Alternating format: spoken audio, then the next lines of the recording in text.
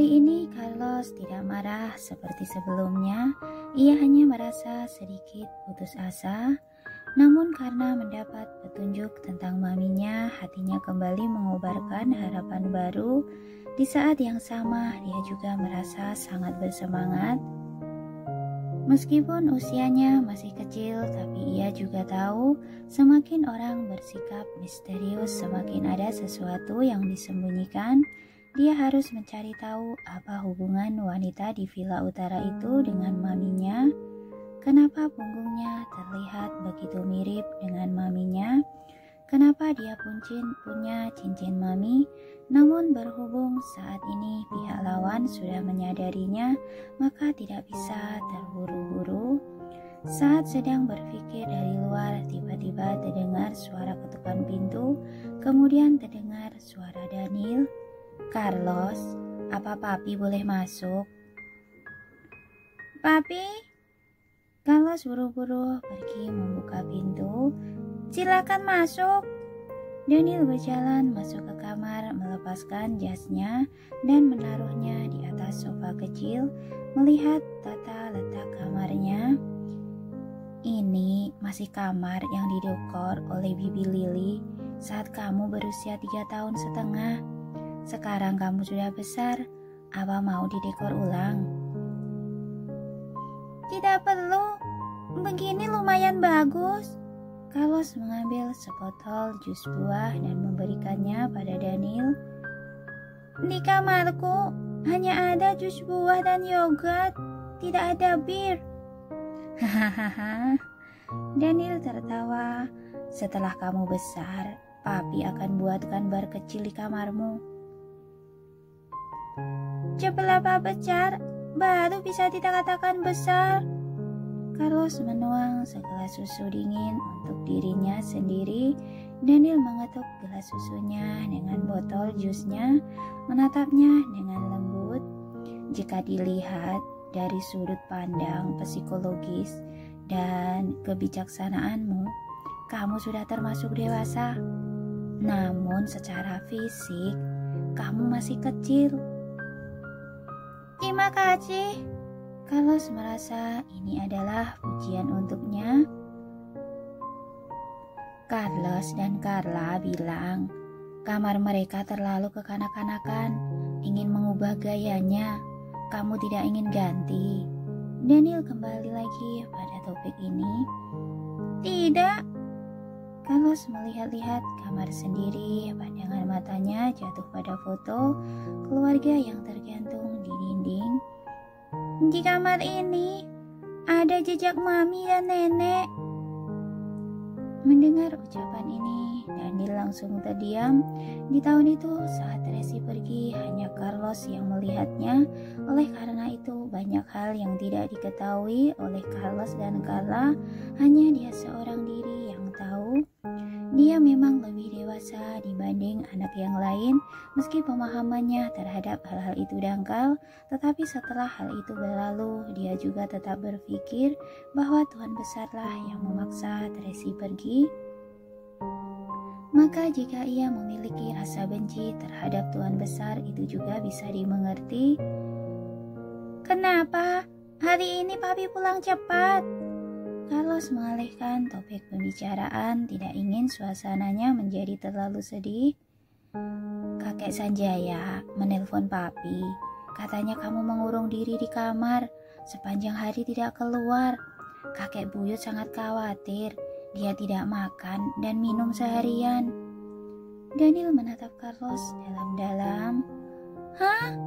Kenapa kakek buyut? Kenapa tidak makan dan minum?" Carlos sedikit khawatir. "Aku sedang mengulur sesuatu di kamar dan aku ada makan." "Kakek buyut mencemaskanmu. Dia juga merasa bersalah padamu." Ini pertama kalinya Daniel membahas topik ini dengan Carlos, tetapi dia yang biasanya tidak pandai mengekspresikan, tidak tahu bagaimana melanjutkan perkataannya. Daniel sendiri juga punya rasa benci pada kakeknya. Bagaimana bisa meminta anaknya pura-pura bersikap ramah? "Lalu Carlos mengenyitkan keningnya. Sebenarnya, Papi mau bicara apa? Anggap saja kamu membantu Papi. Tengoklah kakek buyut. Daniel mengusap kepala kecilnya dengan pelan. Kakek buyut sudah tua. Jika tidak makan, dia akan sakit. Oke, aku akan pergi melihatnya. Carlos langsung setuju. Tapi, Papi, ada satu hal yang sudah lama aku pendam. Aku ingin tanyakan pada Papi. Katakan saja. Daniel menatapnya dengan lembut. Kenapa saat itu Papi tidak melindungi Mami? Mata Carlos yang jernih memandang Daniel dalam-dalam. Kenapa harus melepaskannya? Daniel menundukkan kepala. Masa lalunya muncul di benaknya. Perasaannya campur aduk. Papi bukannya tidak melindungi Mami. Hanya saja Papi tidak melindunginya dengan baik. Papi juga tidak melepaskannya.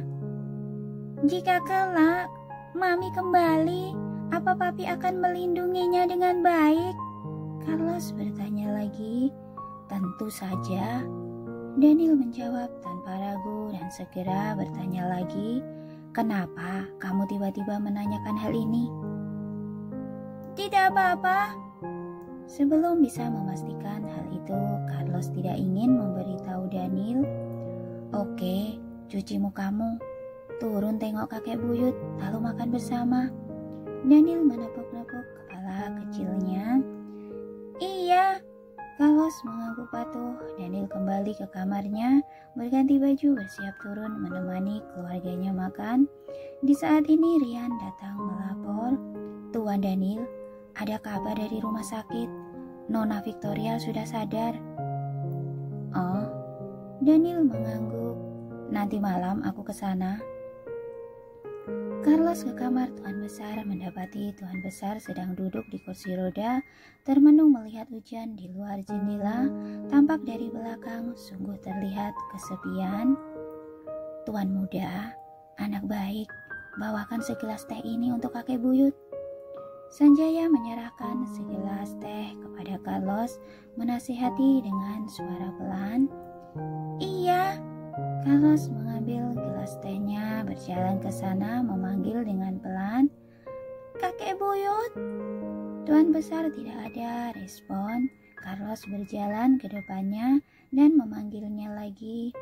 Kakek buyut. Tuan Besar baru tersadar dari lamunannya, mendongak dan melihat Carlos. Ia terkejut sejenak lalu memeluknya dengan gembira. Carlos, kenapa kamu ke sini? Datang menengok kakek buyut. Carlos menyerahkan gelas tehnya pada Tuan Besar. Kakek buyut, minum teh. Oke. Tuan Besar sangat senang setelah mengambil tehnya. Dia langsung meneguknya. Enak. Kakek buyut, hari ini aku sedang sibuk mengamati lobot merpatiku. Tadi agak terbulu-bulu, jadi mungkin tidak jawaban pada kakek buyut. Kakek buyut jangan marah ya. Carlos meminta maaf dengan suara pelan. Tidak. Tuan Besar mengusap kepala kecilnya, melihatnya dengan penuh kasih sayang. Carlos, jika kamu ada masalah, katakanlah. Jika tidak senang, kamu bisa melampiaskannya. Boleh bertengkar dengan kakek buyut, boleh berdebat dengan kakek buyut, itu tidak masalah. Tapi jangan dipendam di dalam hati, itu bisa merugikan dirimu sendiri. Mengerti? Mengerti? Kalau sungguh tersentuh, kakek buyut benar-benar sangat baik padanya. Ayo, kita makan bersama. Papi sudah pulang. Malam ini kita ajak keluarga bisa makan bersama. Carlos menarik tangan Tuan Besar. Oke. Tuan Besar terus menganggukkan kepala. Kakek buyut. Di saat ini Carlos Carlos dan Carla juga berlari masuk, tiba-tiba rumah menjadi ramai. Carlos dan Carla berebut untuk bicara dengan Tuan Besar. Waktunya makan. Hari ini Nenek Liana banyak masak makanan enak. Papi juga memeras jus buah untuk kita. Apa sulitnya memeras buah? Kakek buyut, aku akan mendorongmu keluar. Carlos mendorong kursi roda Tuan Besar. Aku bawakan gelas tehnya. Carlos mengambil gelas teh Tuan Besar. Aku ambilkan selimut. Carla membawakan selimut menyelimuti kaki kakek buyut. Ketiga anak ini mengelilingi Tuan Besar. Sekeluarga sangat gembira. Rumah juga berubah menjadi ramai dan hangat seperti dulu. Sudah seusia gini, masih perlu dibujuk. Meski Daniel bicara begitu, tapi dia tetap datang untuk mendorong kursi roda Tuan Besar. Bicara apa kamu? Tuan Besar menegurnya, tetapi ada senyum di wajahnya. Saat Carlos hendak duduk, kebiasaan Daniel adalah menggendongnya ke atas kursi. Carlos dengan serba salah berkata, Papi, aku sudah besar, bukan anak kecil, berusia 3 tahun lagi. Sebesar apapun, kamu tetap anak papi. Daniel menepuk-nepuk kepala kecilnya lalu pergi menggendong Carlos. Tidak perlu, aku sendiri saja. Carlos buru-buru duduk dengan baik.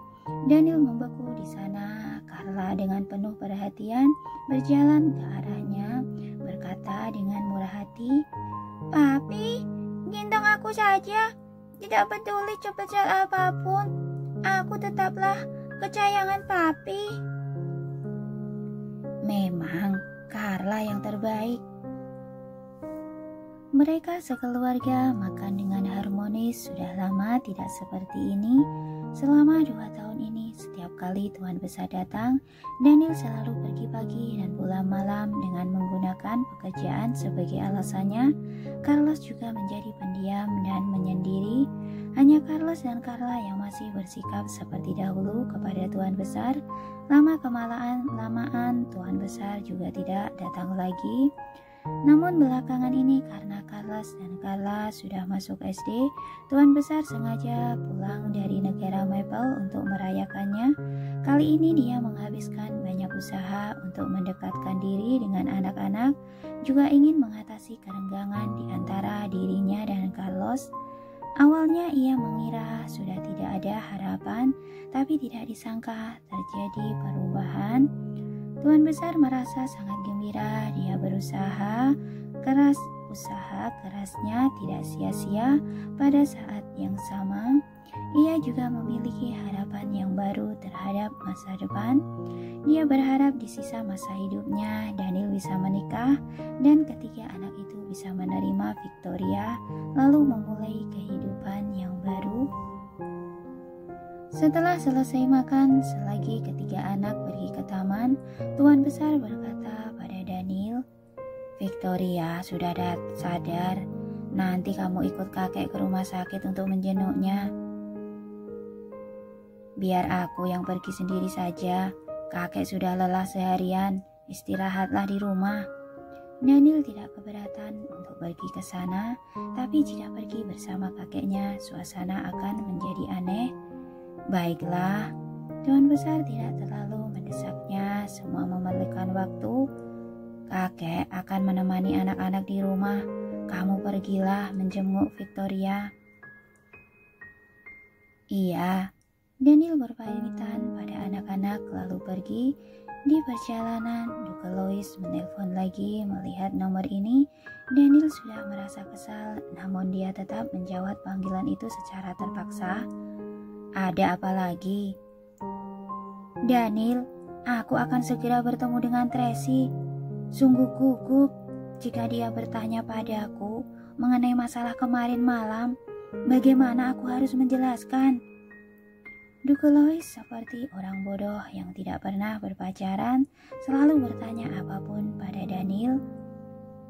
Bahkan hal ini pun harus aku ajari.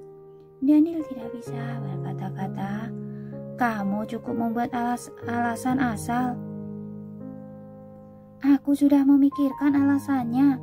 Aku akan mengatakan bahwa temanku yang mengajakku pergi lalu membawa seorang wanita untukku, sehingga aku juga terpaksa. Kalau sudah memikirkannya, masih bertanya padaku. Tapi kemarin dia tanya, siapa mengajakku pergi? Apa aku bisa jujur padanya? Bicara panjang lebar, akhirnya ia masuk pada permasalahan utama. Inilah pertanyaan yang ingin ditanyakan oleh Duke Lois. Terserah kamu, katakan saja sesukamu. Daniel hampir tidak peduli. Kalau begitu, aku akan mengatakannya dengan jujur. Duke Lois berkata lagi, kemarin saat dia bertanya padaku, aku tidak memberitahunya. Karena aku merasa tidak baik mengkhianati teman dari belakang. Setidaknya aku harus tanya padamu dulu. Jadi, kalau mengkhianati dari depan tidak masalah? Daniel balik bertanya. Oh, ini... Sudahlah, kamu uruslah sendiri. Daniel mengakhiri panggilan itu dengan raut wajah yang tenang. Tidak terlihat ada masalah apapun. Tuan Daniel, kenapa Anda tidak menyuruh Duke menjaga rahasia? Jika Nona Tracy tahu Anda mengajak Duke pergi, bukankah dia akan salah paham, mengira Anda gemar pergi ke klub malam? Thomas bertanya dengan hati-hati. Apa salah pahamnya terhadapku tidak banyak? Daniel balik bertanya. Lagi pula, kalau Duke tidak mengatakannya, wanita itu benar-benar tidak akan tahu. Dia tidak menemukan informasi apa-apa di Bar Kaisar. Thomas sedikit bingung. Di kota Bunaken, Lois hanya mengenalku seorang. Selain aku, siapa yang berani mengajakkan ke klub malam? Siapa juga yang bisa menyuruh pihak bar untuk sengaja menyembunyikan masalah sewa ruangan? Daniel berkata dengan datar, Tracy begitu pintar, tidak mungkin dia tidak tahu. Benar juga. Thomas menganggukkan kepala. Kalau begitu, malam ini Duke Lois akan berkencan dengan Nona Tracy. Apa Anda tidak khawatir? Apa yang perlu dikhawatirkan? Daniel menaikkan alisnya. Wanita itu memiliki pandangan yang suci terhadap hubungan asmara. Meskipun aku yang mengajak Duke pergi, tapi jika Duke sungguh berpegang teguh pada pendiriannya, dia tidak akan menyentuh wanita lain. Tapi kenyataannya, dia malah menyentuh wanita lain. Tracy juga melihatnya, maka itu bukan masalahku. Mengerti? Thomas baru mengerti. Tapi wanita itu masih mau menemui Duke. Aku juga lumayan kaget. Meskipun Daniel terlihat sangat tenang, tetapi dalam hati dia juga merasa tidak tenang. Tracy yang sudah 2 tahun lalu memiliki pandangan yang suci terhadap hubungan asmara sangat memedulikan kesetiaan pria. Namun 2 tahun sudah berlalu. Dia yang awalnya gadis lugu dan lembut, kini sudah berubah menjadi wanita karir yang dingin dan arogan. Sifatnya sudah menjadi sangat sombong, maka pandangannya dalam hubungan asmara juga mungkin saja berubah. Sebenarnya, jika hari ini Nona Tracy benar-benar bertemu dengan Duke, itu menandakan bahwa dia sama sekali tidak mencintainya. Thomas menganalisis, jika mencintai seseorang, maka akan sangat peduli pada masalah itu. Ini baru lewat sehari, dan dia langsung melupakan masalah itu. Itu artinya dia tidak cinta. Benar juga, Daniel sedikit bernafas lega. Namun, tidak cinta juga tidak bisa menandakan bahwa dia tidak ada bersama Duke. Thomas menambahkan, Duke adalah anggota bangsawan Prancis. Beberapa tahun ini, keluarga Moore menjalin hubungan baik dengan negara Prancis. Demi memperluas kekuatan keluarga, mereka melakukan pernikahan politik dengan keluarga bangsawan. Juga bukanlah hal yang tidak mungkin. Mendengar perkataan ini, raut wajah Daniel langsung menjadi muram. Saya lihat sifat Nona Tracy yang sekarang benar-benar berbeda dengan Nona Tracy yang dulu. Thomas tidak menyadari perubahan ekspresi Daniel sehingga masih lanjut bicara. Mungkin setelah 2 tahun ini, dia sudah tidak peduli pada masalah percintaan lagi dan lebih peduli pada visi yang lebih besar. Kalau begitu, mungkin diam. Daniel memotong perkataan Thomas lalu segera menelpon Duke. Daniel, di mana kamu? Di restoran daerah Laut Selatan, namanya Alunan Laut. Duke baru selesai bicara, Daniel sudah memutuskan panggilan telepon itu, lalu langsung memberi perintah pada supir, pergi ke alunan laut. Baik, supir segera berbalik arah. Thomas tertegun. Tuan Daniel, Anda? Perkataanmu benar. Daniel memicingkan matanya, lalu memutar-mutar cincin emas hitam di jarinya. Jika sifatnya sudah berubah karena mempertimbangkan keluarga, dia jadi menikah dengan Lois. Lalu, di mana aku bisa mencari ibu bagi anak-anakku? Thomas tidak bisa membalas perkataan itu jika tahu dari awal dia tidak akan bicara seperti itu. Jelas-jelas sudah berjanji pada Tuan Besar akan pergi ke rumah sakit, juga sudah sepakat dengan keluarga Hilton. Sekarang malah tiba-tiba berputar arah menuju restoran di pinggir laut. Saat pulang nanti, Tuan Besar pasti akan marah besar lagi. Tidak, Thomas teringat pagi ini Tuan Besar baru memberikan peringatan jika lain kali masih menyembunyikan sesuatu darinya, maka Daniel akan diusir dari keluarga Waylands. Mengingat hal itu, Thomas buru menasihati, Presiden Johnson sudah menunggu kita di rumah sakit. Tuan Besar juga berpesan bahwa harus pergi ke rumah sakit untuk menjenguk Nona Victoria. Anda mengubah arah secara mendadak apa tidak? Nanti baru pergi ke rumah sakit. Daniel melihat jam tangannya. Kabari mereka, katakan bahwa aku akan ke sana lebih malam.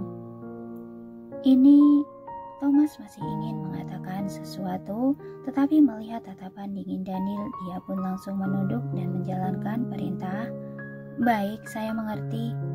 Kemudian Thomas menelpon Johnson dan mengatakan bahwa tiba-tiba Daniel ada urusan mendesak sehingga baru akan ke sana lebih malam. Di ujung telepon Johnson berkata, tidak perlu buru-buru, biarkan Daniel mengurus masalahnya dulu. Setelah mengakhiri panggilan, ekspresi Thomas terlihat tak berdaya. Daniel malah mendesak, menyetirlah lebih cepat. Baik, sopir menambah kecepatan menuju daerah Laut Selatan. Saat ini Duke mengirimkan pesan untuk bertanya pada Daniel. Tadi kenapa kamu menelponku? Apa kamu mau datang ke sini? Jangan datang ke sini, aku dan Tracy sedang berkencan. Jangan mengganggu kami. Dia sudah datang, aku tutup teleponnya dulu. Kamu jangan datang. Terakhir dia masih mengirimkan sebuah foto. Bagian dalam restoran itu didekorasi dengan sangat romantis dan hangat. Di mana-mana ada bunga mawar berwarna merah muda dan balon berbentuk hati. Duke memakai jas berwarna putih, terlihat sangat terhormat dan elegan.